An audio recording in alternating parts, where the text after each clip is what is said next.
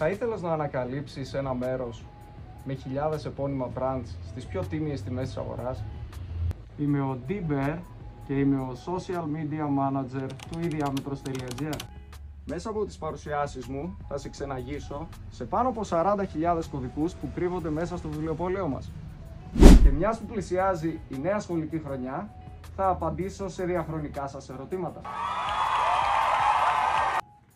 Ο Πέτρος θα μένει στο ολοήμερο φέτος. Ποιο φαγητοδοχείο να επιλέξει? Θα μπαίνει στο φούρνο μικροκυμάτων? Ο Παύλος μου ξεκινάει παιδικό σταθμό. Τι παγούρι να του πάρω? Θα μπορεί να του ανοίξει?